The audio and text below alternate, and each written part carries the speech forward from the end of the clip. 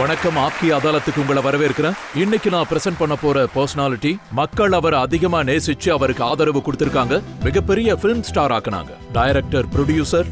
நீங்க இவரை ஒவ்வொரு வேடத்துல தர்மாத்மாவா பாத்திருப்பீங்க, தயாவான் ரூபத்துல பாத்திருப்பீங்க, ஜாபாஸ் அப்புறம் குர்பானி ரூபத்திலையும் பாத்திருப்பீங்க. ஆனா போன வாரம் அவர் பாகிஸ்தான் போன உடனே பல வகையான கான்ட்ரோவர்சிஸ் வர ஆரம்பிச்சது. இன்னும் சொல்ல போனா பாகிஸ்தான் கவர்மெண்ட் அவரை பாகிஸ்தான்குள்ள வராத மாதிரி பேன் பண்ணிட்டாங்க. இன்றைய வழக்கு இந்த விஷயத்தை பத்தி தான் இருக்க போகுது. வாங்க அந்த விருந்தாளியை நாம் இப்போ வரவேற்கலாம். சினிமா நட்சத்திரம் ஃபெரோஸ் கான் ஆப்கி அதாலத்தில் ஆஜராகிறார்.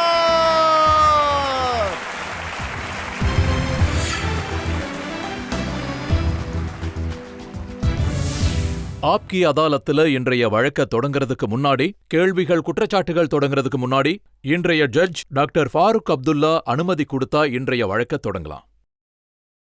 இந்த விசாரணையை ஆரம்பிக்கிறதுக்கு நீதிமன்றம் அனுமதி கொடுக்கிறது. ஆப்கி அதாலத்துல ஃபெரோஸ்கான் மீது உள்ள முதல் குற்றச்சாட்டு என்னன்னு பார்க்கலாம்.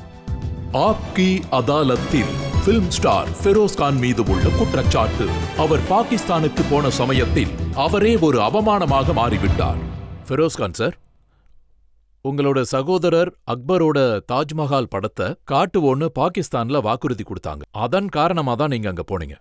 ஆனா அந்த நிகழ்ச்சியில நீங்க திடீர்னு ஒரு பெரிய கலவரத்தை உண்டாக்கிட்டீங்க. அங்கிருந்த ஒரு ஆங்கரை பார்த்து உங்க மேசையை பிடிங்கி வாயில போட்டுருவேன்னு சொல்லியிருக்கீங்க. ரஜத் சார், இது முற்றிலும் தவறான விஷயம். எனக்கும் அந்த ஆங்கருக்கும் எந்த சந்திப்பும் நடக்கவே இல்லை. அந்த ஆங்கரோட பேர் ஃபஸ்லு ரஹ்மான், ஃபக்ரே ஆலம். அவரை நான் பார்த்தது ஒரு நிமிஷம்தான் இருக்கும். அவர் ஆடியன்ஸ்ல உட்காந்து கேள்வி கேட்கிற சந்தர்ப்பத்துல தான். அவர் கேட்ட கேள்விக்கு நான் உண்மையா அவர் உங்ககிட்ட மைக்ரோஃபோன், கேமரா எடுத்துட்டு பேச சொன்னாரா? ஆமா, சொன்னாரு. அவர் எல்லார்கிட்டையும் போய்கிட்டு இருந்தாரு. முதல்ல என் அண்ணன் அக்பர் கான் கிட்ட போனாரு. ஏன்னா அவர் ப்ரொடியூசர் அண்ட் டைரக்டர். அதுக்கப்புறம் அவர் என்கிட்ட வந்தாரு. எனக்கு அப்ப என்ன தோணுதோ அதை நான் அவருக்கு அப்படி கோபம் வர்ற அளவுக்கு நீங்க அவர்கிட்ட என்ன சொன்னீங்க? நான் என்ன சொன்னேன்னா, நான் ஒரு இந்தியனா இருக்கிறதுல நான் ரொம்ப பெருமைப்படுறேன்னு. I am proud to be an Indian. உலகத்திலே இந்தியா தான் ரொம்ப செக்குலரான இடம். அதாவது நான் என்ன சொல்ல நினைச்சேன்னா, அதாவது மத வித்தியாசங்கள் அதுதான் சமுதாயம் அமைதி இல்லாததுக்கு காரணம். அது நம்ம நாட்டிலையும் நடக்குது, உங்க நாட்டிலையும் நடக்குது, சில நேரங்கள்ல வேறு சில நாடுகள்லயும் நடக்குதுன்னு நான் சொன்னேன். அத நான் பாகிஸ்தானை சுட்டி காட்டி சொல்லவே இல்லை. அத நான் முழு மனதோட சொன்னேன். நான் சொன்ன உலகத்திலேயே பெரிய நாடுங்கிற ரீதியில முஸ்லீம் பிரசிடென்ட், அப்புறம் சிக் பிரைம் மினிஸ்டர்னு சொன்னேன். இப்படி ஒரு மாதிரி உலகத்துல எங்கேயும் இல்லைன்னு சொன்னேன். நீங்க இந்தியா ஒரு செக்குலர் கண்ட்ரின்னு சொல்லும்போது, இங்க சீக்கியர் பிரைம் மினிஸ்டரா இருக்காரு, முஸ்லீம் பிரசிடென்டா இருக்காருன்னு சொன்னப்போ, ஆமா, அவங்களுக்கு இந்த விஷயம் பிடிக்காம போயிடுச்சு. எனக்கு இப்ப வரைக்கும் புரியல அவங்களுக்கு ஏன் இது பிடிக்கலன்னு. நமக்கு அது பெருமையா தான் இருக்கு. ஒரு இந்தியனா நான் இந்தியன்னு சொல்லிக்கிறதுக்கு எனக்கு ரொம்ப பெருமையா இருக்கு. இதுக்கு முன்னாடி முஸ்லீம் பிரசிடென்டா இருந்திருக்காங்க, சீஃப் மினிஸ்டராவும் இருந்திருக்காங்க, சீஃப் ஜஸ்டிஸாவும் இருந்திருக்காங்க. அதே மாதிரி நீங்க பாகிஸ்தான்ல முஸ்லிம கொல்றாங்கன்னு சொல்லியிருக்கீங்க. நான் என்ன சொன்னேன்னா, ரஜத் சார், சோசியல் அண்ட்ரஸ்ட் காரணமாக, மத வித்தியாசங்கள் காரணமாக கலவரம், கலகம் எல்லாமே நடக்குது. இது எங்க நாட்டிலயும் நடக்குதுன்னு சொன்னேன். நான் என்ன தப்பா சொல்லிட்டேன்? நான் எங்க நாட்டிலயும் நடக்குது, உங்க நாட்டிலயும் நடக்குதுன்னு சொன்னேன். நல்ல விஷயம் இல்ல, உலகம் ஃபுல்லா நடக்குதுன்னு சொன்னேன். நீங்க பாகிஸ்தானுக்கு போய் அங்க இருக்கிற ஆடியன்ஸுக்கு முன்னாடி, கேமரா முன்னாடி இவ்வளவு கடுமையா ஆனா ரொம்ப உண்மையான வார்த்தைகளை சொல்லியிருக்கீங்க. அப்படி பேசின முதல் ஆள் நீங்க தான் நினைக்கிறேன். உண்மை கசப்பா இருந்தா அதுக்கு என்னால என்ன பண்ண முடியும்? நீங்களே சொல்லுங்க பாப்போம்.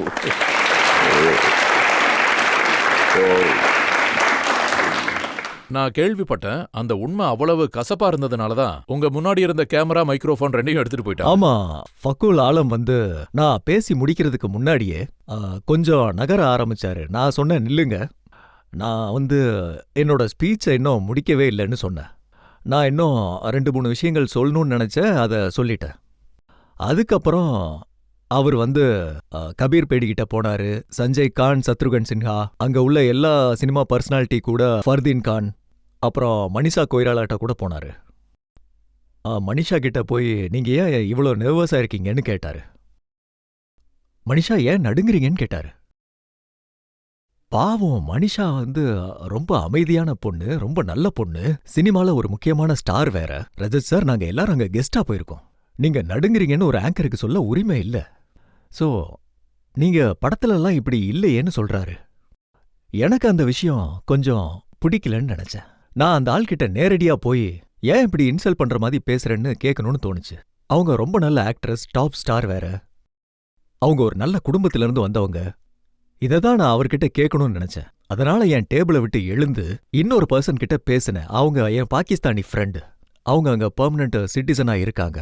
என் பக்கத்துல இருந்தவங்ககிட்ட நான் அவர்கிட்ட போய் அந்த கேள்வியை கேட்க போறேன்னு சொன்னேன். நான் டேபிள்ல இருந்து எழுந்து போனேன். அந்த ஆளு ஏன் அப்படி நினைச்சாருன்னு எனக்கு தெரியல. அந்த ஆளு போய் என் அண்ணன்கிட்ட நீங்க சேர்ந்தாரு. சினிமாவுல நடிச்ச கேரக்டர்ஸ பாத்திருப்பாங்கன்னு நினைக்கிறேன். அதனால பயந்து போய் அப்படி. ரஜத் சார் என்னை பத்தி என்ன சொல்லுவாங்கன்னா, எனக்கு கோபம் வரும். இந்த உலகத்திலேயே ரொம்ப கருணை உள்ளவன் நான் தான் சொல்லுவேன். அது அவங்க என்னோட மனிஷா கொய்ராலா கிட்ட இப்படி ஒரு கேள்வி கேட்டதுனால உங்களுக்கு கோபம் வந்துருச்சு. அண்ட் உங்களோட அந்த கோவத்தை பார்த்து பயந்து தான் அந்த ஆங்கர் அங்க இங்கன்னு ஓடுனாரா? இல்ல, உண்மையிலேயே நடந்ததுன்னா அவரோட ஸ்பீச்சை முடிச்சிட்டு அவர் பேக் ஸ்டேஜுக்கு போயிட்டாரு. அப்ப நான் அவர் பக்கம்தான் போறேன்னு அவருக்கு தெரிஞ்சது. அவரு அங்கிருந்து கிளம்பிட்டாரு. அதுக்கப்புறம் நான் அவரை பார்க்கவே இல்ல. இந்த ஸ்கஃபல் நடந்தது, அவருக்கும் எனக்கும் அடிதடி நடந்தது, இது எல்லாமே ஒரு அப்பட்டமான பொய்ன்னு தான் சொல்லணும். நான் இன்னொரு விஷயமும் கேள்விப்பட்டேன். நீங்க அங்க இருந்த பிளேட்டை எல்லாம் உடைச்சிட்டீங்களாமே. இப்ப நீங்களே பாருங்க, ஒரு சின்ன விஷயத்தை எவ்வளவு பெருசாக்கியிருக்காங்க. இந்த கதை எங்க ஆரம்பிச்சு எங்க முடிய போகுதுங்கிற பாட்டு தான் ஞாபகம் வருது. இந்த மாதிரி தினம் தினம் ஏதாவது வித்தியாசமான சண்டைய உருவாக்கி விட்டுறாங்க. பாகிஸ்தான் பேப்பர்ல இந்த நியூஸ் வந்தது. உங்களை கண்ட்ரோல் பண்ண முயற்சி பண்ணாங்க. அதோட நீங்க கொஞ்சம் அதிகமா குடிச்சிருந்ததாவும் பேப்பர்ல எழுதியிருந்தாங்க. அதாவது பாத்தீங்கன்னா, அன்னைக்கு நான் 2 கிளாஸ் ஷாம்பெயின் குடிச்சிருந்தேன். பொய் சொல்றதுக்கு எதுவுமே இல்ல. எல்லாருக்குமே ஷாம்பெயின் சர்வ் பண்ணாங்க. அங்க வந்த கெஸ்ட் எல்லாருமே ஷாம்பெயின் குடிச்சாங்க. நானும் குடிச்சேன், பாகிஸ்தானை சேர்ந்தவங்களும் குடிச்சாங்க. எல்லாரும் என்ஜாய் பண்ணோம். ஒரு நல்ல பிரீமியரும் பார்த்தோம். அதுக்கப்புறம் பார்ட்டிக்கு வந்தோம். ஆனா இந்த விஷயம் உண்மையா? சண்டை ரொம்ப முத்தி போய் ஷத்ருஹன் சின்ஹா நடுவுல வந்து உங்களை சமாதானப்படுத்தினாருமே. சத்ரு அவரோட டேபிள்ல உக்காந்து தான் இருந்தாரு, எந்திரிக்கவே இல்ல.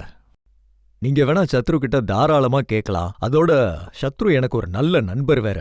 எங்க 2 பேருக்குள்ள ஒரு நல்ல ரிலேஷன்ஷிப் இருக்கு. நாங்க 2 பேரும் கஷ்ம கஷ்ங்கிற படத்துல வேற நடிச்சிருக்கோம். அவரை நான் எப்பவுமே பிகாரி பட்டான்னு தான் சொல்லி கூப்பிடுவேன், சத்ருகன் சின்ஹாவை. அதாவது நாங்க சொல்ற மாதிரி அங்க எதுவும் நடக்கலன்னு சொல்றீங்க. சின்ன விஷயத்த பெருசாக்கிட்டாங்கன்னு சொல்றீங்க. ஆமா, ரொம்ப பெருசாக்கிட்டாங்க. அதுதான் உண்மை. அந்த பிரச்சனை எவ்வளோ பெருசாச்சுன்னா உங்களை பாகிஸ்தான்ல இருந்து டிபோர்ட் பண்ணிட்டு தான் அங்க இருந்த நியூஸ் பேப்பர்ல எழுதினாங்க. ராத்திரியோட ராத்திரியா உங்களை ஊரை விட்டே போக சொன்னதா எழுதியிருந்தாங்க. அதனாலதான் நான் என் கூடவே பாஸ்போர்ட்டை எடுத்துட்டு வந்திருக்கேன் ரஜத் சார். நான் உங்களுக்கு முதல்ல அங்க என்ன நடந்ததுன்னு கிளியரா சொல்லிடுறேன். 24th அங்க ரீச் ஆனோம். பிரஸ் கான்ஃபரன்ஸ் எல்லாம் நடந்தது. 25th அன்னைக்கும் பிரஸ் கான்ஃபரன்ஸ் இந்த மாதிரி தான் போச்சு. 26th அன்னைக்கு பிரீமியர் இருந்தது. அதுக்கப்புறம் பார்ட்டி போச்சு, கோல்ஃப் கிளப் பார்ட்டி. அந்த பார்ட்டியில இந்த சம்பவம் நடந்தது. அதுக்கப்புறம் அடுத்த நாள் மார்னிங் டெலிகேஷன் கராச்சி போறாங்க. கராச்சியில இன்னொரு பிரீமியர் இருந்தது. ஆனா அன்னைக்கு ராத்திரி 2 மணி ஆயிருச்சு. நான் அக்பர் கிட்ட சொன்னேன், நான் அங்க வர வேண்டிய அவசியம் என்ன இருக்கு, நான் ரொம்ப டயர்டா இருக்கேன். நாளைக்கு Punjab chief minister Pervaiz Chaudhry Elahi red ஃபோர்ட்டுக்கு வர இன்விடேஷன் கொடுத்திருக்காரு. அதனாலதான் நீ வரலையான்னு கேட்டாரு. நான் சொன்னேன், அப்படிலாம் இல்ல, நீங்க இருக்கீங்க, சத்ருகன் சின்ஹா இருக்காரு, கூட ஃபர்தீன் கான் இருக்காரு, நீங்க எல்லாருமே என்ஜாய் பண்ணுங்கன்னு சொன்னேன். அவ்வளவுதான். அவங்க எல்லாரும் காலையில கிளம்புனாங்க. அன்னைக்கு ராத்திரி நான் ரெட் ஃபோர்ட்டுக்கு போனேன். எனக்கு ரெட் ஃபோர்ட்ல எந்த அளவுக்கு மரியாதை கிடைச்சதுன்னா, Rajat sir, chief minister of Punjab, ரொம்ப பவர்ஃபுல் ஸ்டேட்டோட லீடர் சௌத்ரி, அவரோட அண்ணன் ex prime minister of Punjab, முஸ்லீம் லீகோட தலைவர், எல்லா நாடுகள்ல இருந்து வந்திருந்த 50 அம்பாசிடர்ஸ், ஆல்மோஸ்ட் எல்லா எம்பிஸ், அப்புறம் செனட்டர்ஸ், பஞ்சாப் அசம்பிளியோட மெம்பர்ஸ் எல்லாருமே இருந்தாங்க. அண்ட் ஆடியோ, சவுண்ட், லைட்டிங் எல்லாம் முடிஞ்சதுக்கு அப்புறம் ரொம்ப அழகான இடம். நம்ம ஃபதேபூர் சிக்ரி அளவுக்கு இல்லைனாலும் அது ரொம்ப அழகான இடம். ஸோ அந்த ப்ரோக்ராம் எனக்கு ரொம்ப சந்தோஷத்தை கொடுத்துச்சு. அதுக்கப்புறம் அவங்க சொன்னாங்க, சீஃப் மினிஸ்டர் பக்கத்துல தான் உட்காந்துருந்தாங்க. நான் இங்க இருந்தேன், அவர் அங்க இருந்தாரு. ஃபெரோஸ் சார்னு கூப்பிட்டாரு. நான் சொன்னேன், சௌத்ரி சார், இது சரியில்லை, முதல்ல நீங்க பேசுங்கன்னு சொன்னேன். அந்த மேடையில எனக்கு அந்த அளவுக்கு கௌரவம் கொடுத்தாங்க. என்ன தவிர அங்க வேற யாருமே பேசல.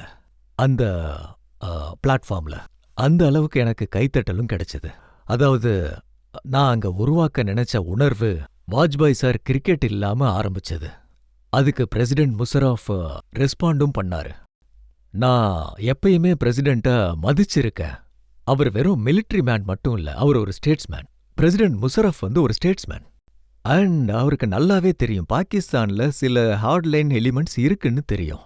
அதனால அவரு முடிஞ்ச அளவுக்கு 2 நாடுகளுக்கும் இடையில ஒரு நெருக்கத்தை உண்டாக்க முயற்சி பண்றாரு. இந்த 2 நாடுகளும் ஒன்னாயிருச்சுன்னா அமெரிக்காக்கு அடுத்து ஆனா மிகப்பெரிய நீங்க சக்தியா இவ்வளவு இதுதான் பாராட்டுற இருக்கும். முஷ்ரப் சைடுல இருந்து தான் இந்த நியூஸ் பேப்பர் பிரிண்ட் ஆயிருக்கு. அதாவது இந்த மாதிரி ஆளுங்களை எல்லாம் டிபோர்ட் பண்ணிடணும்னு போட்டிருக்கு. அதாவது ரஜத் சார், இதுக்கு நான் என்ன பதில் சொல்லுவேன்? இந்த செய்தி என்ன ரீதியில அங்க போய் சேர்ந்ததுன்னு எனக்கு தெரியல. இங்க பேப்பர்லயும் எழுதுனாங்க. அப்பாஸ் நக்வி சார் சொன்னாரு, ஃபெரோஸ் கான் வந்து ட்ரூ நேஷனலிஸ்ட்னு. அவர் சொன்னது உண்மைதான். நீங்க சொன்னதுக்கு ரொம்ப நன்றி. அப்புறம் இன்னொரு விஷயமும் சொல்லியிருந்தாரு. பாகிஸ்தான் வெறுப்புல உண்டான நாடுன்னு ஃபிரோஸ் கான் சொல்லியிருக்காருன்னு சொன்னாரு. அங்க போன இந்தியன் முஸ்லிம்ஸை ரொம்ப மோசமா நடத்தினதா நான் சொன்னதா சொல்லியிருக்காரு. நான் அப்படி சொல்லவே இல்ல. என்னோட ஸ்பீச் எல்லாம் டாக்குமெண்டடா இருக்கு. எல்லாத்துக்கும் ப்ரூஃப் இருக்கு. அது கேமரால இருக்கு. இத இங்க இருக்கிற நியூஸ் பேப்பர்ஸ் ரொம்ப பெருசா காட்டுறாங்க. மீடியா இங்க இருந்து எடுத்து அங்க அனுப்பிட்டாங்க. அதுக்கப்புறம் அது சுத்தி சுத்தி சுத்தி பிரசிடென்ட் வரைக்கும் போய் நீங்க சேர்ந்து பாஸ்போர்ட் எடுத்துட்டு வந்திருக்கேன்னு சொன்னீங்க. அது கொஞ்சம் காட்ட முடியுமா? கண்டிப்பா காட்டுறேன். எல்லாரும் பாத்துக்கலாம். தாராளமா பாருங்க. இது டெல்லியில வந்த நியூஸ், 29th வந்த ஒரு நியூஸ். ஆமா. நீங்க அதை நான் பார்த்திருப்பீங்க. பார்த்தேன். அண்ட் இது என்னோட பாஸ்போர்ட். பேப்பர் வச்சு எடுத்துட்டு வந்திருக்கேன், டைம் வேஸ்ட் ஆகக்கூடாதுன்னு. ஜட்ஜ் சார் கிட்ட கொடுத்துறலாம். அவர் பாத்துக்கோ. அவரு நமக்கு காட்டுங்க. சொல்லிடுவார். அது வந்து 6th, 7th, 8th, 10th பேஜ்ல இருக்கும். 30th page. Sir 30th April 2006. இப்போ அவர் வந்து சொன்ன விஷயம் ரொம்பவே சரியா இருக்கு. இதுல லாகூர் என்ட்ரி இருக்கு. அது 29th மார்ச் அன்னைக்கு 2006 அங்கிருந்து அவர் டிபார்ச்சர் ஆயிருக்காரு. 30th ஏப்ரல் ஆமா, 30th April. 30th April 30th April. Departure ஆயிருக்காரு 2006ல. அதுக்கப்புறம் அதே நாள்ல அவர் துபாய் போயிருக்காரு. அந்த என்ட்ரி டேட்டும் இதுல இருக்கு. அதாவது அன்னைக்கு இவர் துபாயில 30th ஏப்ரல் அன்னைக்கு என்ட்ரி ஆயிருக்காரு. அப்படின்னா இவரை டிபோர்ட் பண்ணதா சொன்ன செய்தி வந்து இந்த தவறானதா? பாஸ்போர்ட்ல தான் எல்லா உண்மையுமே இருக்குது. அவர் சொல்றது இங்கே ஒரு மாதிரி இல்லை. உங்களை டிபோர்ட் செய்யப்படலன்னு இது மூலமா நிரூபணம் ஆயிடுச்சு. ஆனா அதே நேரத்துல பாகிஸ்தான் அரசாங்கம் இப்போ ஒரு ஆர்டரை வெளியிட்டிருக்காங்க. அந்த ஆர்டர்ல ஃபெரோஸ் கானை பாகிஸ்தானுக்குள்ள வர விடக்கூடாதுன்னு சொல்லியிருக்காங்க. உங்க என்ட்ரிக்கு தடை விதிக்கப்பட்டிருக்கு. அதாவது ரஜித் சார், அது அவங்களோட நாடு. நான் என்ன பாகிஸ்தான்ல செட்டில் ஆக போறேன்னா கேட்டேன்.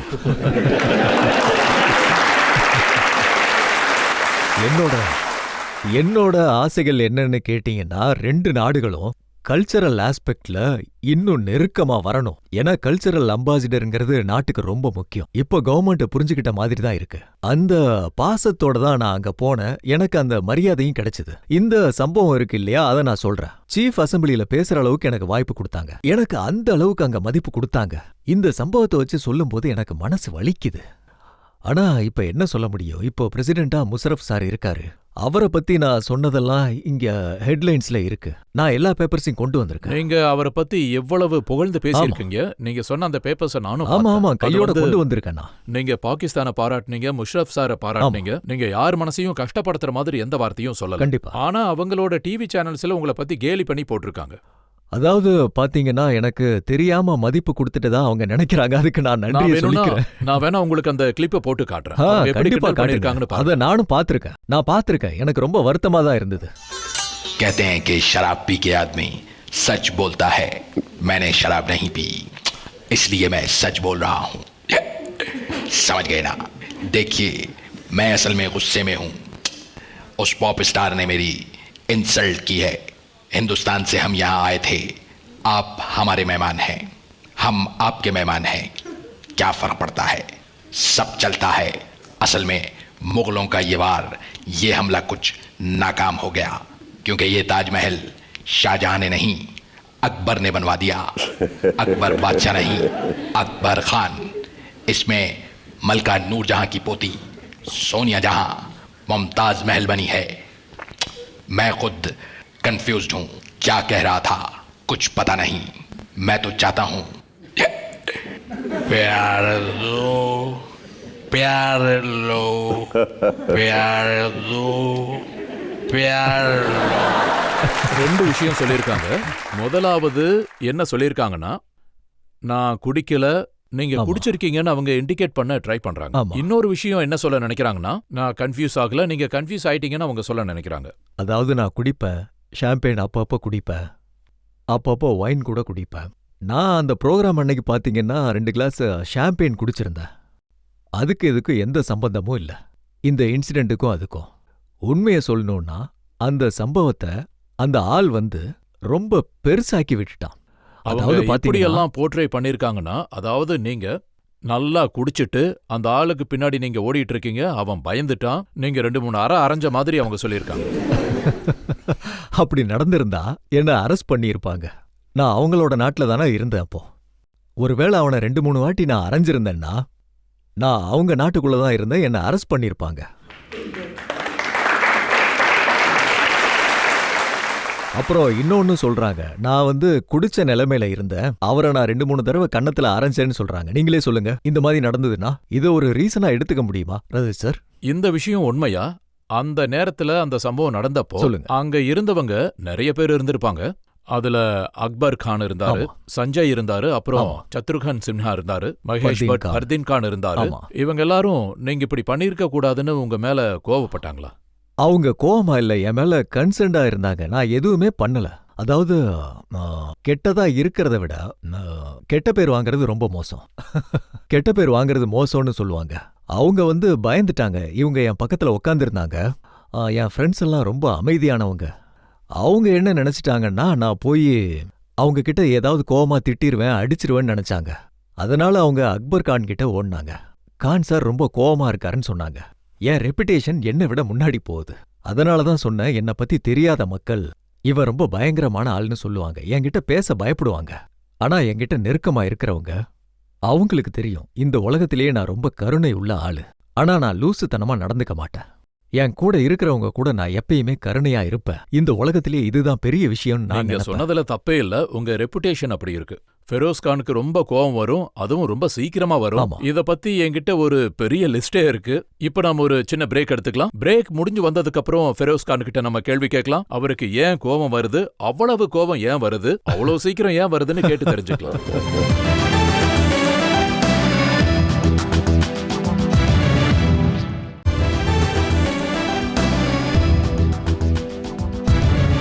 ஆப்கி அதாலத்துல மக்கள் சார்பா வழக்க நடத்திட்டு இருக்கோம். Producer, actor, director star Feroz Khan மீது. ஆப்கி அதாலத்துல அடுத்த குற்றச்சாட்டு என்னன்னு பார்க்கலாம். ஆப்கி அதாலத்தில் producer, director, actor Feroz Khan மீது உள்ள குற்றச்சாட்டு. இவருக்கு சீக்கிரம் கோபம் வருகிறது. ஃபெரோஸ் கான் சார், இது உங்க ரெப்புடேஷன். உண்மை என்னன்னு நீங்க சொல்லுங்க. ரொம்பவும் சூடான ரத்தம். யாராவது ஒரு சின்ன விஷயத்த சொல்லிட்டாலே பொங்கி எழுந்துடுறீங்க. அதாவது ரஜித் சார், எங்க அப்பா வந்து ரொம்ப கோவப்படுவாரு. என்ன கையில இப்படி புடிச்சு குச்சால வந்து அடிப்பாரு. 13 வயசுல இருந்து என்னோட குறும்புத்தனத்தை நான் ஆரம்பிச்சேன். ஆனா அவர் வந்து ரொம்ப ஸ்ட்ரிக்டா இருப்பாரு. ஆனா ராத்திரி நேரத்துல அவர் தலையில இருந்து கால் வரைக்கும் பாசத்தை காட்டுவாரு. என்ன ஏன் இப்படி அடிக்கிறாரு, நான் எப்பயுமே வெறுப்பா தான் இருப்பேன். ஹெரிடேட்டரின்னு ஒன்று இருக்கும்ல, அப்பாவோட கோவம் கண்டிப்பா புள்ளைக்கும் வரும்ல. அவரோட எஃபெக்ட் கொஞ்சமாவது பையனுக்கும் இருக்கும். 13 வயசுல ஆரம்பிச்ச குறும்புத்தனத்தால உங்களுக்கு நிறைய அடியும் விழுந்திருக்கு. இருந்தாலும் உங்க குறும்புத்தனம் இன்னும் குறையலன்னு நினைக்கிறேன். அதாவது மனுஷன் கொஞ்சம் கொஞ்சமா தான் கத்துக்கிறான். அனுபவம் தான் பெரிய ஆசான் அவனுக்கு. வாழ்க்கையில நான் கத்துக்கிட்டதெல்லாம் என்னோட அனுபவத்துல தான். அறிவை தேடுற ஆசை, மனிதனோட வேதனை, கடவுளோட ஈர்ப்பு, இந்த 3 விஷயங்களுமே என்ன தொடர்ந்து துன்புறுத்தின கேள்விகள். நான் ஒரு ஸ்கூல் டிராப் அவுட். ஆனா வாழ்க்கையில நான் கத்துக்கிட்டது எல்லாமே என் சொந்த அனுபவத்தினாலையும் நான் படிச்சதுனாலையும். வாழ்க்கைய நான் புரிஞ்சுக்கிட்ட பார்வை. கோவம் உங்களுக்கு மட்டும்தான் வருமா, இல்ல அக்பருக்கும் சஞ்சய் கானுக்கும் வருமா? இல்ல, நாங்க எல்லாருமே அப்படிதான். அப்படி இருந்தாலும் எங்க கோவம் சோடா மாதிரி சட்டுன்னு இறங்கிரும். ஒரு செகண்ட்ல ஏறும், அப்படியே சட்டுன்னு ஒரு செகண்ட்ல நீங்க இறங்கிரும். சொன்ன அந்த வார்த்தைகளை கேட்டு அக்பர் கான் ரொம்பவும் கோவத்துல இருந்தாரு. இவர இனிமே நான் கராச்சிக்கு என் கூட கூட்டிட்டு போக மாட்டேன்னு அவர் சொல்லிட்டாரு. இது முழுக்க முழுக்க பொய். என்ன நடந்துங்கிற விஷயத்த நான் உங்ககிட்ட சொல்லிட்டேன். அதாவது பாத்தீங்கன்னா, chief minister of Punjab Parvez Elahi என்ன ரெட் ஃபோர்ட்ல அவரு என்ன ரொம்ப இன்சிஸ்ட் பண்ணி தான் ஆனா கூப்பிட்டிருந்தாரு. இங்க இருக்கிற நியூஸ் பேப்பர்ல நான் படிச்சேன். அதுல அக்பர் கான் சொன்ன ஸ்டேட்மெண்ட் இருந்தது. அதாவது ஃபெரோஸ் கான் சொன்னது அவருடைய தனிப்பட்ட கருத்து, அதுக்கு எங்களுக்கும் எந்த சம்பந்தமும் இல்லைன்னு சொல்லியிருக்காரு. அக்பர் அத சொல்லியிருக்கலாம். அதாவது பாத்தீங்கன்னா, ஒரு ப்ரொடியூசர் அந்த படத்துக்காக தன்னோட வாழ்க்கையே அர்ப்பணிச்சிருக்காரு. அவர் ஒரு மிக சிறந்த படத்தை எடுத்திருந்தாரு. அந்த படத்துல ஏதாவது குறைன்னு எனக்கு தெரிஞ்சிருந்தா அது மொழி விஷயத்துல தான் இருக்கும். நம்ம மகாபாரதம் உருவாக்கப்பட்டுச்சு. அத ஒரு முஸ்லீம் ரைட்டர் எழுதியிருந்தாரு, ரஹீம் மாசூம் ரசா. அந்த நேரத்துல ஒரு பெரிய கிரிட்டிசிசம் வந்தது, மகாபாரதத்தை எப்படி முஸ்லீம் எழுத முடியும்னு. ஆனா ராய் சாப் ஒரு விஷயத்த நல்லா புரிஞ்சுக்கிட்டாரு. மகாபாரதத்தை கடினமான சமஸ்கிருதத்துல பேசினா இப்ப இருக்கிற மக்களுக்கு புரியாதுன்னு நினைச்சாரு. இப்ப நம்ம பேசுற மொழி ஹிந்துஸ்தானி, தூய்மையான ஹிந்தி சில பேருக்கு மட்டும்தான் புரியும். இந்த மொழியை முன்னேற்றம் அடைய வைக்கிறதுக்கு சினிமாக்கு மிகப்பெரிய பங்கு இருக்கு. ஹிந்துஸ்தானிங்கிறது உருதுவும் ஹிந்தியும் கலந்து வந்த மொழி. அதனால எனக்கு என்ன தோணுச்சுன்னா, அந்த படம் கொஞ்சம் வீக்கா போயிருச்சு, ரிலீஸ் டேட் தள்ளி போயிருச்சு, ஸ்டார் காஸ்ட் இல்ல. அதாவது பாவம் அக்பர் நல்ல ஃபிலிம் மேக்கர், நிஜமாவே ஒரு அழகான படத்தை அவர் எடுத்தாரு. அவர் பாகிஸ்தான் போனப்போ அங்க ஒரு இடத்துல சிக்கலான நிலைமையில அங்க மாட்டிக்கிட்டாரு. ஒரு பக்கம் அண்ணன், இன்னொரு பக்கம் படம். ஒரு பக்கம் அண்ணன், இன்னொரு பக்கம் படம். ஒரு பக்கம் ஃபெரோஸ் கான், இன்னொரு பக்கம் தாஜ்மஹால். ஆனா இந்த விஷயம் உண்மையா? நீங்க முன்னாடி சொன்ன மாதிரி முக்தார் அப்பாஸ் நக்வி பிஜேபி லீடர், அவரு உங்களுக்கு சப்போர்ட்டா ஸ்டேட்மெண்ட் கொடுத்தாரு. அதனால அக்பர் கான் அவர் மேலயும் கோவப்பட்டாரு, உங்க மேல வழக்கு போடுவேன்னு சொன்னாரு. அதுக்கு என்ன காரணம்னா, நக்வி சாரோட இன்னொரு லைன் இருந்தது. முதலாவதா நான் ஒரு நேஷனலிஸ்ட்னு சொன்னாரு. நான் நேஷனலிஸ்ட்னு பெருமையா சொல்ல முடியும், நான் பாகிஸ்தான்லயே சொன்ன, இந்தியால சொல்ல மாட்டேனா? ஆனா பாகிஸ்தான் வெறுப்பால உண்டான நாடுன்னு நான் சொல்லவே இல்ல. அவரோட செகண்ட் ஸ்டேட்மெண்ட், அந்த கட்டிங்க எடுத்துட்டு வந்து சொல்லுங்க, அதுவும் என்கிட்ட இருக்கு. நான் நக்வி சார் சொன்னது. நான் இங்க எல்லா உண்மையிலையும் எடுத்துட்டு வந்திருக்கேன். ஒரு ஆங்கரா உங்க மேல நான் நிறைய மரியாதை வச்சிருக்கேன். இன்னொரு விஷயமும் சொல்லணும்னா, அவங்க மிகப்பெரிய ஃபேன் கூட. அக்பர் அதனாலதான் கோபமும் பட்டான்.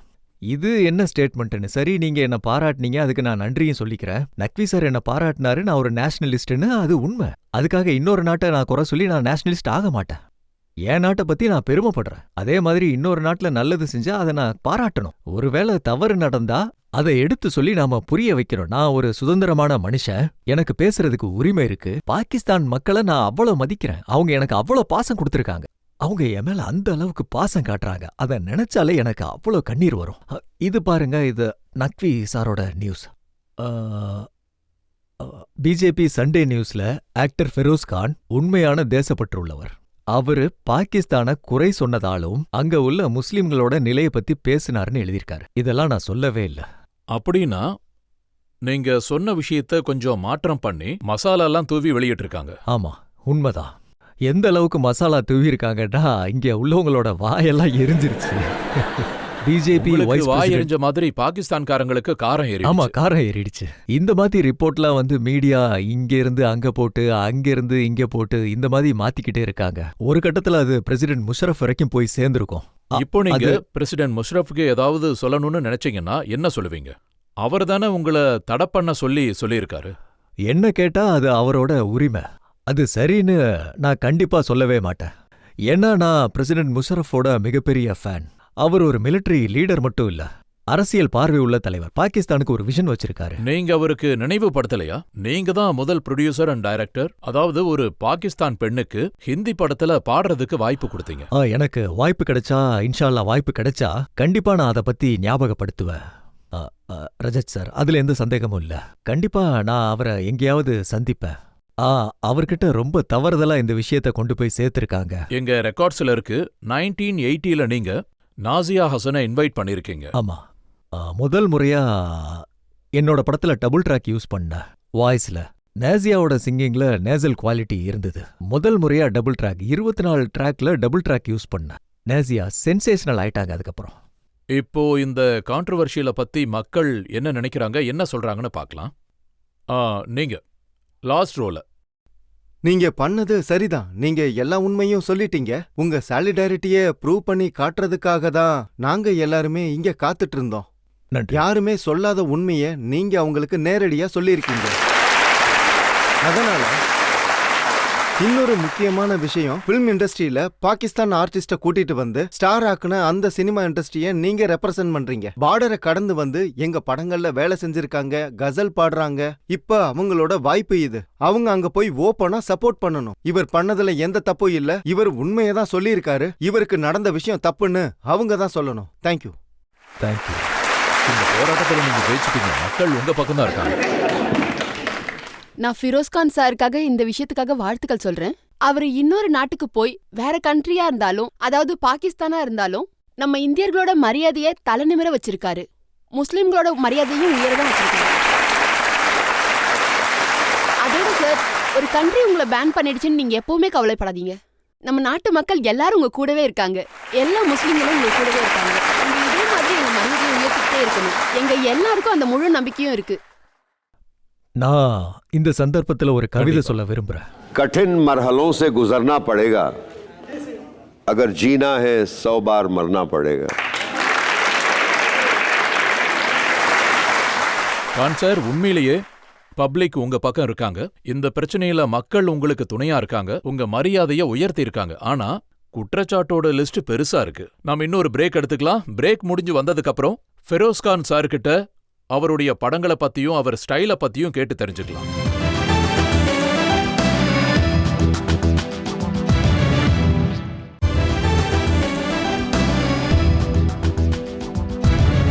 ஆப்கி அதாலத்தில் இன்றைய கேள்விகளுக்கும் குற்றச்சாட்டுகளுக்கும் இடையில் இருக்கிறார் ப்ரொடியூசர் டைரக்டர் ஃபெரோஸ்கான். ஆப்கி அதாலத்துல அடுத்த குற்றச்சாட்டு என்னன்னு பார்க்கலாம்.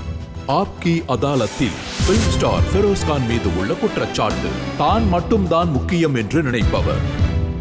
ஃபெரோஸ்கான் சார், உங்க படங்களை பத்தி இப்போ பேசணும்னா பிலிம் இண்டஸ்ட்ரியில இருக்கிறவங்க சொல்றாங்க, நீங்க 45 வருஷமா பிலிம் இண்டஸ்ட்ரியில இருக்கீங்க.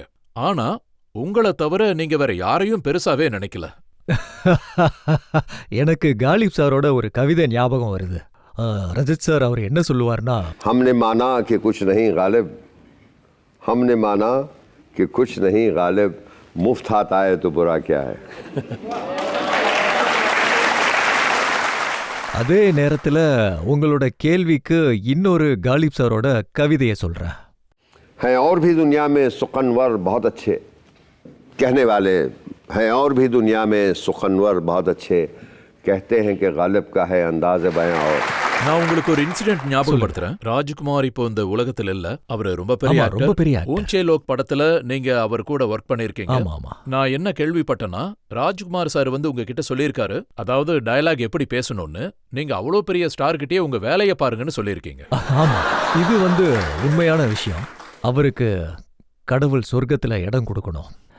நான் அவர்கிட்ட அப்பவே சொன்னேன், அதாவது ராஜி, நான் உங்க மேல நிறைய மதிப்பு வச்சிருக்கேன். நீங்க ஒரு சிறந்த நடிகர். நான் என் ஸ்டைல்ல பேசுறேன், நீங்க உங்க ஸ்டைல்ல பேசிக்கங்க. நான் அதோட டைமிங் மேட்ச் பண்றேன்னு. ஏன்னா ராஜ் சார் டயலாக் பேசும்போது நான் உங்க பக்கம் பேசணும், இந்த பக்கம் பார்த்து பேசுவேன். கேமரா இங்கே இருக்கும். அப்படி ஒரு பழக்கம் இருக்கு அவருக்கு. ஆனா கேள்வி அவரே கேட்பாரு, பதிலும் அவரே சொல்லுவாரு. அப்படி, அதாவது இன்னொரு நடிகர் நின்று முகத்தை பார்த்துட்டு இருப்பாரு. ஸோ இந்த மாதிரி குறை எல்லா ஆக்டர்ஸ் கிட்டையும் இருக்கும். எல்லா நடிகர்கள்கிட்டையும் ஒரு குறை இருக்கும். எல்லாருலயும் பர்ஃபெக்ட்னு சொல்ல முடியாது. ஆனா இந்த விஷயம் உண்மையா? உங்க கூட நடிச்ச எல்லா ஹீரோயின்ஸும், அது ஜீனத் அமன் ஆகட்டும், ஹேமமாலினி ஆகட்டும், மும்தாஸா இருக்கட்டும், ஸ்ரீதேவியா இருக்கட்டும், எல்லாருக்கிட்டையும் நீங்க சொல்ற விஷயம் பார்க்க ரொம்ப அழகா இருக்க, எல்லாரை விட நீதான் அழகுன்னு சொல்லிருக்கீங்க.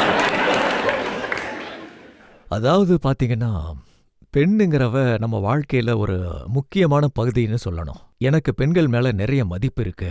என் அம்மாவை எனக்கு ரொம்பவே பிடிக்கும். ஒரு பெண்ணுங்கிறவ தாயா இருப்பா, மனைவியா இருப்பா, சகோதரியா இருப்பா.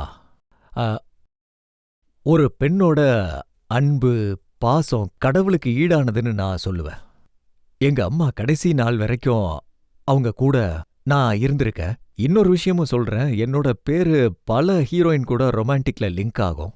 ஆனா என்னோட பிரின்சிபல் ரொம்ப கிளியர். நான் அவங்கள ஃபிளாட்டர் பண்ணுவேன். நான் அவங்களுக்கு ஒரு நல்ல உணர்வை கொடுப்பேன். நீ தான் உலகத்திலேயே அழகான பெண்ணுன்னு சொல்லுவேன். நீ அப்படி, நீ இப்படின்னு அவங்க கிட்ட இருந்து பெஸ்ட் எடுக்கணும். என்னோட நோக்கம் ஒண்ணுதான், அவங்க கிட்ட இருந்து பெஸ்ட் எடுக்கணும். நான் நிறைய ஹீரோயின்ஸை பிரசன்ட் பண்ணியிருக்கேன். அவங்க கிட்ட இருந்து பெஸ்ட்டையும் எடுத்திருக்கேன். In my pictures, for example dream girl Hema Malini. I mean, she is my god. She looks, வேற எந்த படத்துலயும் இவ்வளவு அழகா இருந்திருக்க மாட்டாங்க. தென் தர்மாத்மா. இது உண்மைதான். தர்மாத்மா படத்துல அவங்க அழகா இருந்த மாதிரி வேற எந்த படத்துலயும் இல்ல. குர்பானி படத்துல ஜீனத் அமன் ரொம்ப அழகா இருந்தாங்க. அதே மாதிரி வேற எந்த படத்துலயும் இல்ல. ஆனா இன்னொரு விஷயமும் நான் கேள்விப்பட்டேன். நீங்க வேலை வாங்குறதுக்காக ராத்திரிய பகல்னு சொன்னாலும் ஒத்துப்பீங்களாமே. இல்ல, நான் இதை ஷர்மிளா டைகோர்ட்ட சொன்னேன். இந்த பாட்டு जो तुमको हो पसंद वही बात कहेंगे, तुम दिन को अगर रात कहो रात कहेंगे.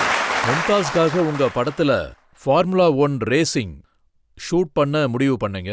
அதுக்காக கோடிக்கணக்கில் செலவு பண்ணிருக்கீங்க. ஆமா, அதாவது பாத்தீங்கன்னா ஒரு டிஃப்ரெண்டான சென்டிமெண்ட் இருக்கு. மும்தாஜ் எனக்கு எப்பயுமே ஒரு ஃபேவரட்டான ஹீரோயின். அதோட பாத்தீங்கன்னா நாங்க 2 பேரும் சேர்ந்து 6 படங்கள் ஒர்க் பண்ணியிருக்கோம். அப்புறம் 7வது படம் என்னோட படம் அபராத். அந்த பொண்ணை நான் என்னன்னு சொல்றது, அந்த டைம்ல எல்லாருமே சொல்லுவாங்க எனக்கு முன்னாடி அவங்க ஸ்டார் ஆயிட்டாங்க. அந்த படம் பேரு கிலோனா, ராம் और ஷாம், இந்த 2 படத்திலேயே ஸ்டார் ஆயிட்டாங்க. நான் ஆக்ஷன் படங்கள்ல ஒர்க் பண்ணிட்டு இருந்தேன், அவங்களும் ஆக்ஷன் படங்கள்ல இருந்தாங்க.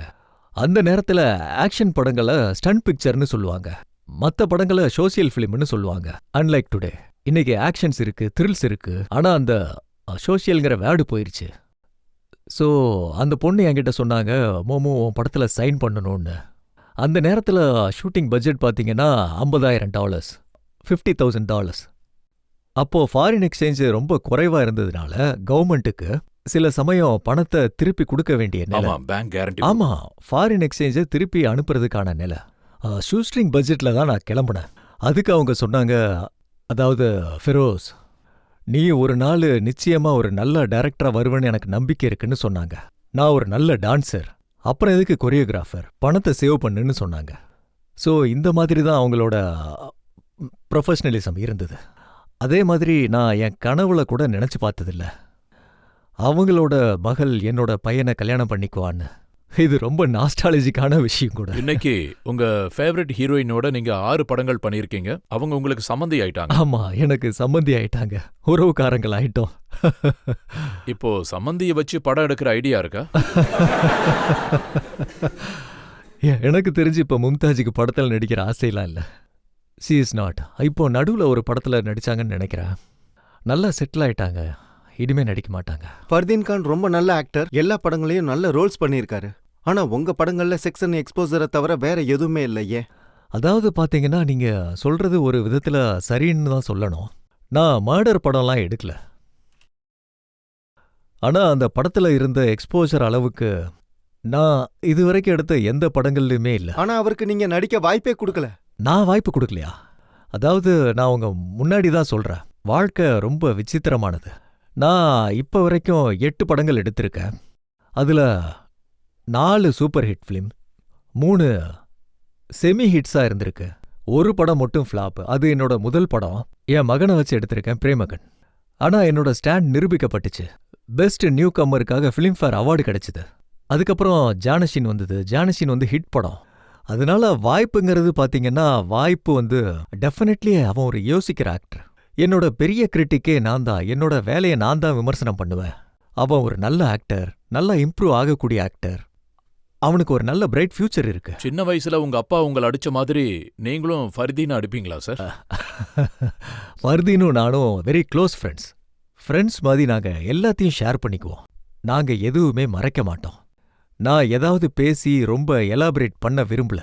நாங்க எல்லா விஷயங்களையும் ஃப்ரெண்ட்ஸ் மாதிரி டிஸ்கஸ் பண்ணுவோம். என் பொண்ணும் அதே மாதிரி தான். அவ 2 டிகிரி முடிச்சிருக்கா, 1 டிகிரி ஆர்ட்ஸ்ல முடிச்சிருக்கா. மக்கள் உங்களை ரோட்ல சந்திக்கும் போது நீங்க எப்படி ஃபீல் பண்றீங்க? யங்கர் ஜெனரேஷன் உங்களை ஃபர்தீன் கானோட அப்பான்னு சொல்லி கூப்பிடும்போது இதெல்லாம் சில நேரங்கள்ல நடக்கும். சில நேரங்கள்ல பாத்தீங்கன்னா 10 பேரு அவங்க கூட இருப்பாங்க, 9 பேர் என் கூட இருப்பாங்க. இப்படியும் நடக்கும். இது கேமோட ஒரு பார்ட். हवा भी खुशगवार है, गुलों पे भी निखार है, तरन्नुमे हजार है, बहार पर बहार है. कहाँ चला है साखिया, इधर तो लौट इधर तो आ. अरे ये देखता है क्या, उठा सुबह सुबह उठा, सुबह उठा के प्याला भर के दे इधर. चमन की मस्त कर नजर, समा तो दे क्या बेखबर. ये काली काली बदलियां उफ़क़ पे हो गई हैं यहाँ. ये एक हुजूम में मैं कशां है, सूए मैं कदा रवां. ये क्या गुमा है बदगुमा, समझ ना मुझको ना तवां. ख्याल ज़ुहुद अभी कहाँ, अभी तो मैं जवान हूँ. इबादतों का जिक्र है, निजात की भी फिक्र है. जुनून है सवाब का, ख्याल है अजाब का। अजी सुनो तो शेख जी, अजीब शय हैं आप भी, भला शबाब और आशिकी अलग हुए भी हैं कभी। हसीन जलवरेज हों, अदाएं फित्न खेज हों, हवाएं इत्रबेज हों, तो शौक क्यों न तेज हो। चलो जी किस्सा मुख्तसर, तुम्हारा ही नुख्ते नज़र दुरुस्त है तो हो, मगर अभी तो मैं जवान हूँ। நீங்க என்ன மாதிரி படங்கள் எடுக்கிறீங்க, அந்த படங்களை மக்கள் எப்படி பாக்குறாங்க, எப்படி ரியாக்ட் பண்றாங்க, அத பத்தி என்கிட்ட குற்றச்சாட்டுகள் இருக்கு. இப்போ ஒரு பிரேக் எடுத்துக்கலாம். பிரேக் அப்புறம் ஃபெரோஸ் கானோட படங்களை பத்தி மக்களுடைய வழக்கு அடுத்த கட்டத்துக்கு போகும்.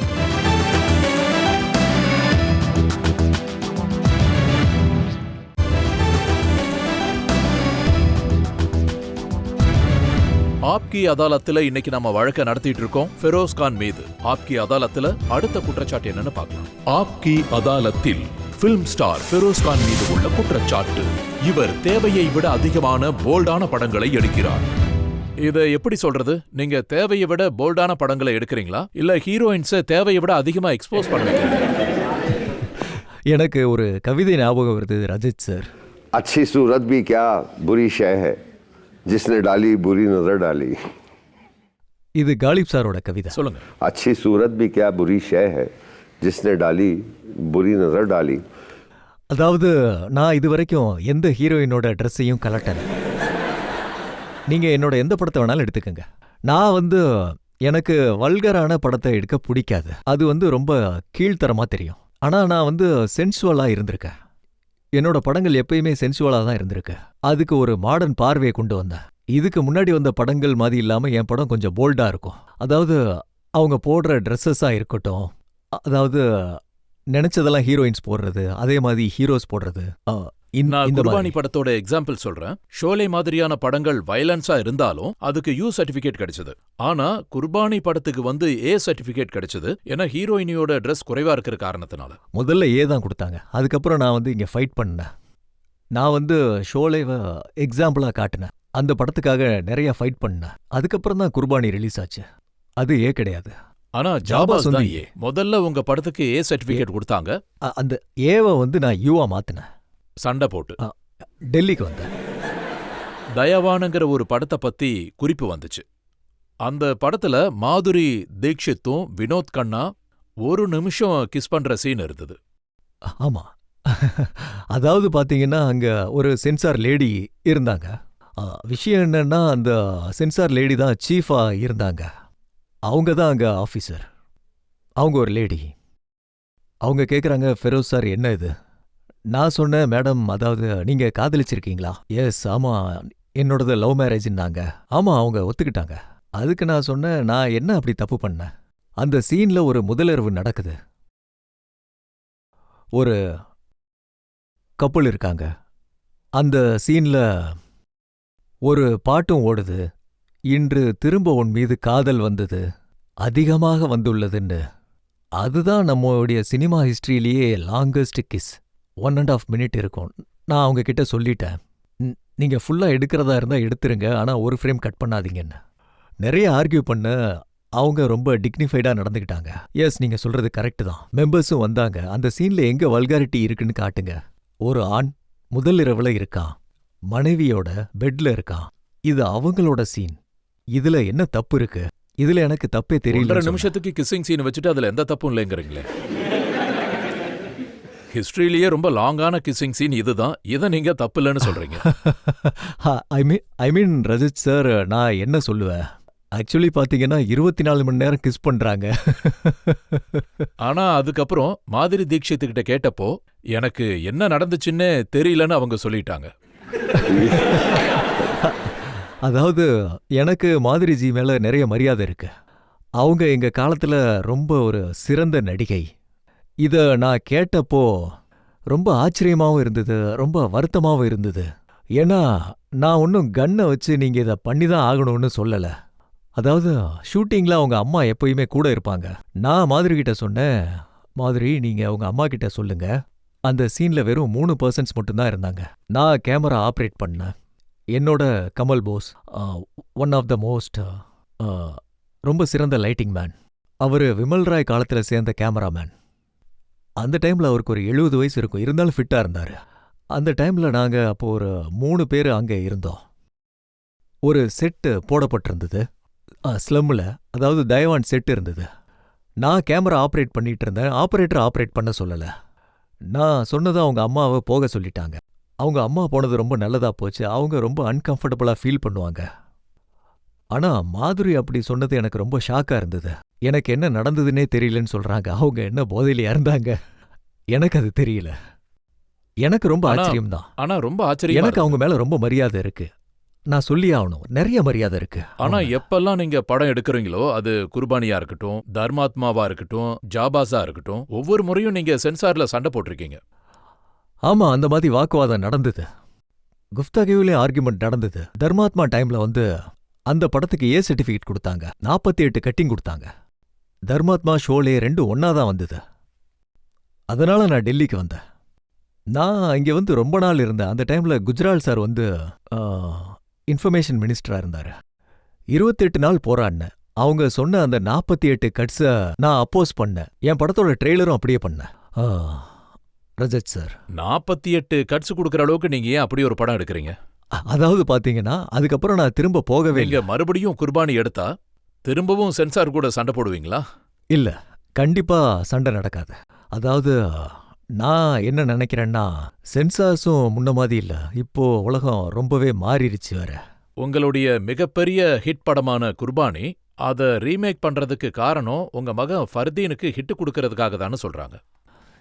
இது ரொம்ப தவறான கருத்து ரஜத் சார். ஒரு விதத்துல சொல்ல போனா ஆமா, என்னோட ஆசை என்னன்னா ஒரு ஹிட் பிலிம் நான் என்னோட ஃபர்தீனுக்கு கொடுக்கணும்னு நினைக்கிறேன். அது என்னோட வாழ்க்கை நோக்கம்னு சொல்லலாம். அண்ட் நம்ம வாழ்க்கையில எப்பவும் ஜெயிச்சுக்கிட்டே இருப்போம்னு சொல்ல முடியாது. ஹிட்ஸ், ஃபெயிலியர்ஸ் எல்லாமே இருக்கும். ஆனா ஒரு விஷயம் உண்மை, குர்பான் ஒரு பெரிய சேலஞ்சா தான் இருந்தது எனக்கு. நான் எடுத்த படங்கள் வந்து பாத்தீங்கன்னா அந்த டைம்ல நல்ல ஹிட் ஆச்சு. இன்னைக்கு இருக்கிற காலகட்டத்துல படங்கள் நிறைய டெக்னிக்ஸோட வருது. அது எனக்கே சேலஞ்சிங்கா இருந்தது. எனக்கே 6 மாசம் எடுத்தது. அதாவது இந்த படத்தை மறுபடியும் நான் ரீமேக் பண்றதுக்கு நான் வந்து மியூசிக்கையும் மேட்ச் பண்ணணும். புரியுதா? அதுல ஃபெரோஸ் கான், வினோத் கண்ணாவை தேடணும். நாசி இந்த ஹாசன் படத்துல யாரு ஃபெரோஸ் கான், யாரு வினோத் கண்ணா? ஃபிரோஸ் கான் வந்து நம்ம ஃபர்தீன் கானா இருப்பாரு. நான் வந்து அம்ஜத் கான் ரோல் பிளே பண்றேன். அப்புறம் இன்னொரு ஹீரோயினும் செட் ஆகல. அப்புறம் ஹீரோயினும் செட் ஆகல. ஜாக்கி சராஃப் ஒரு முக்கியமான ரோல் பண்றாரு. இன்னொரு பொண்ணும் இன்னும் சரியா செட் ஆகல. டேட்ஸ் ப்ராப்ளம் இருக்கு. எனக்கு சூட் ஆகிற டேட்ஸ் பார்த்து ஸ்டார்ஸ் எனக்கு செட் ஆனா எனக்கு தெரிஞ்சு ஒரு 6 மாசத்துல படத்தை உருவாக்க முடியும். From November to April. அதை வந்து நான் கம்மிங் தீபாவளியில ரிலீஸ் பண்ணுவேன். நீங்க நடிச்சிருக்கிற படங்கள் எல்லாம் நீங்க இருந்தீங்கன்னா கூட ஹீரோவும் இருப்பாரு. ஒருவேளை நீங்க ஹீரோவா இருந்தா சைடு ரோல்ல ஒருத்தர் இருப்பாரு. ஆனா ஒவ்வொரு படத்துலயும் நாங்க பார்த்தது என்னன்னா, அந்த இன்னொரு ஹீரோ வந்து இறந்துருவாரு. ஆனா ஃபெரோஸ் கான் எல்லாத்துலயும் தப்பிச்சிடுறாரு. அது தற்செயலா நடந்தது. அதாவது இல்ல, ஜானஷீனை தவிர ஃபர்தீன் கான் என்ன சுட்டு கொல்லுவாரு. புள்ளன்னு வந்துட்டா என்ன? அப்ப இந்த புது படத்துலயும் அதே மாதிரி தான் நடக்குமா? ஃபர்தீன் தப்பிச்சிருவாரா? அதை பத்தி நான் எதுவும் சொல்ல முடியாது. ஏன்னா அதாவது இந்த விஷயத்த நான் ரகசியமா வைக்கணும்னு நினைக்கிறேன். இந்த படம் ரிலீஸ் ஆகிற வரைக்கும் ஆடியன்ஸ் வந்து அதை பார்த்து தெரிஞ்சுக்கிட்டோம். நீங்க கேட்கலாம். நீங்க இந்தியாவுக்காக உண்மையிலே செய்யறது எல்லாமே பாராட்டுக்குரிய விஷயம். அதுக்காக நான் உங்களை மனப்பூர்வமா பாராட்டுறேன். நீங்க ரொம்ப நல்ல கவிதை சொன்னீங்க. அதனால உங்களை பாராட்டி நானும் 2 வரி கவிதை சொல்லலான்னு இருக்கேன். அது मंजिल मिले न मिले इसकी आरजू नहीं, मंजिल की राह में मेरा कारवां तो है. அருமை அருமை. நீங்க இதே மாதிரி இன்னும் நிறைய சாதிக்கணும். உங்களோட வாழ்த்துக்கள் சார். சார், இதுக்கு முன்னாடி நீங்க குர்பானி படம் எடுத்தப்போ நான் கேள்விப்பட்டேன், ஒரு புத்தம் புது மெர்சிடிஸ் பென்ஸை நீங்க உடைச்சிருக்கீங்க. உண்மைதான். இப்போ 2வது எடுக்க போற குர்பானில நீங்க எதை உடைக்க போறீங்க? ஃபெராரி.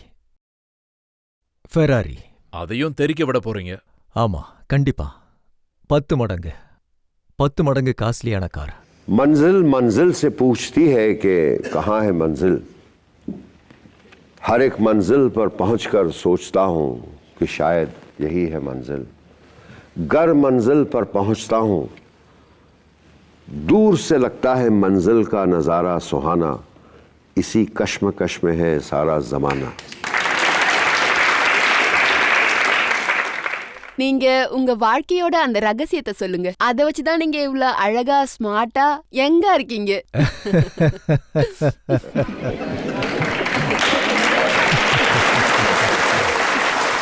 நான் ரகசியத்தை சொல்றதுக்கு ஒண்ணுமே இல்ல. மனசு தூய்மையா இருக்கு, நேர்மையா இருக்க. மனசு தூய்மையாவும் நேர்மையாவும் இருந்தாலே போதும். न मोहब्बत के लिए न दोस्ती के लिए वक्त रुकता नहीं किसी के लिए। अपने दिल को न दुख दे यूं ही इस जमाने की बेरुखी के लिए। वक्त के साथ साथ चलता रहे यही बेहतर है आदमी के लिए।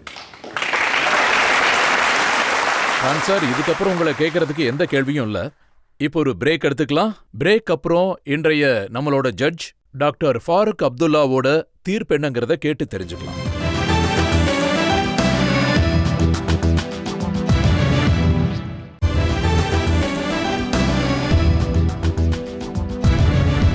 ஆப்கி அதாலத்துல இன்னைக்கு நாம மக்கள் சார்பா வழக்க நடத்தினோம். ப்ரொடியூசர், ஆக்டர், டைரக்டர் ஃபெரோஸ்கான் மீது. பாகிஸ்தான்ல அவர் கொடுத்த அந்த ஸ்டேட்மெண்ட்டை பத்தி அவர்கிட்ட நம்ம தெளிவான பதில கேட்டோம். அந்த ஸ்டேட்மெண்டால ஒரு பிரச்சனை உருவாகி அதனால பாகிஸ்தானுக்குள்ள அவர் போக முடியாத மாதிரி தடை ஏற்பட்டிருக்கு. நாம் அவர்கிட்ட அவருடைய படங்களை பத்தி கேட்டோம், அவருடைய போல்ட்னஸ் பத்தியும் கேட்டு தெரிஞ்சுக்கிட்டோம். இப்பொழுது இன்றைய வழக்க பத்தி இன்றைய ஜட்ஜ் டாக்டர் ஃபாரூக் அப்துல்லா கிட்ட கேட்டு தெரிஞ்சுக்கலாம். இப்போ இருக்கிற காலகட்டத்தில் இந்தியா பாகிஸ்தான் நட்பு பார்த்தீங்கன்னா ரொம்பவே முன்னாடி போயிட்டு இருக்கிறதுனால அங்க லாகூர்ல உருவான தப்பான புரிதல்கள், அது நியூஸ் பேப்பரால இருந்தாலும் வேற காரணங்களாக இருந்தாலும் அவைகளை நீக்கிறது ரொம்பவே முக்கியம். நீங்க ரொம்ப திறமையான நல்ல ஆக்டர், டைரக்டர். அதுல எந்த சந்தேகமும் இல்ல. நீங்க ஒரு இந்தியன். நான் ஒரு இந்தியன்னு சொல்லிக்கிறதுக்கு நீங்க ரொம்ப பெருமைப்படுறீங்க. இந்த நீதிமன்றம் சொல்ல வர்றது என்னன்னா, இந்த தப்பான புரிதல்களை நீக்க வேண்டியது ரொம்பவே முக்கியம். ஏன்னா நீங்க இங்கிருந்து அங்க போறதும் அங்கிருந்து வர்றதும் நம்ம 2 நாடுகளுக்குமே நல்லது. அதே சமயம் நான் என்ன புரிஞ்சுக்கிறேன்னா, நீங்க ஒரு விஷயத்த கவனத்துல வச்சுக்கணும். ரொம்ப காலம் ஆயிடுச்சு, பகைமைகள் ரொம்ப நிறைய இருந்துச்சு, உங்களுக்கும் எதிரிகள் இருந்திருக்கலாம். அதனால நான் சொல்ல நினைக்கிறது, அந்த எதிரிகளை திருப்திப்படுத்துறதுக்காக சில சமயம் ஒரு மனுஷன் தன்னோட டெம்பரை கண்ட்ரோல் பண்ண வேண்டியது ரொம்பவே அவசியம். நீங்க ஒரு பெண்ணோட மரியாதைக்காக ரொம்ப பெரிய போராட்டம் பண்ணீங்க. பிரசிடென்ட் முஷரஃபுக்கு முன்னாடி இழைக்கப்பட்ட இந்த தவறான புரிதல்கள், அதாவது நம்மளோட பிரதமரை சந்திக்கிற பொழுது, இது எல்லாமே சரி செய்யப்படும்னு நான் நம்புறேன். நான் என்னோட சார்பாவும் கண்டிப்பா முயற்சி பண்றேன். உங்களை சரியான முறையில பிரசன்ட் பண்ணணும். அதோட எனக்கு ரொம்பவே சந்தோஷமா இருக்கு. இங்க இருக்கிற ஆடியன்ஸ் உங்க மேல நிறையவே மரியாதை வச்சிருக்காங்க. அவங்க உங்க மேல நிறைய அன்பு வச்சிருக்காங்க, ரொம்ப பாசமும் வச்சிருக்காங்க, ஆதரவும் கொடுக்கறாங்க. கடவுள் தயவால இந்த அன்பும் பாசமும் நாள்தோறும் அதிகமாயிட்டே போகணும். அதோட நம்ம நாட்டுல இந்த நட்புங்கிறது ஒவ்வொரு மதத்திலையும் அதிகரிக்கணும். அதே மாதிரி அதுவும் ரொம்ப பலமாவே நீடிச்சா நல்லா இருக்கும்னு நினைக்கிறேன். என்னோட தீர்ப்பு என்னன்னா, உங்க மேல சுமத்தப்பட்ட எல்லா குற்றச்சாட்டுகள்ல இருந்தும் உங்களை விடுதலை செய்யணும்.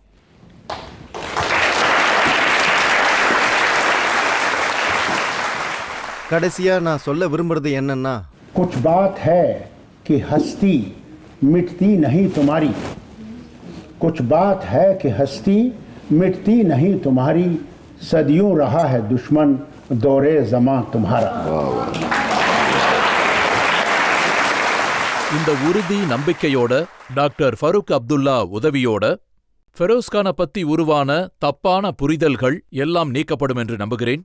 இந்த நாட்டு மக்கள் ஃபெரோஸ்கான் அவர்கள் மேல எவ்வளவு நம்பிக்கை வச்சிருக்காங்களோ அதை விட அதிகமா பாகிஸ்தானோட மக்கள் அவரை நேசிப்பாங்கன்னு நான் நம்புறேன். இன்றைய வழக்கை இதோட முடிச்சுக்கலாம். அடுத்த வாரம் உங்களை மீண்டும் சந்திக்கிறேன் இன்னொரு புது வழக்கோட. அது வரைக்கும் நன்றி, வணக்கம்.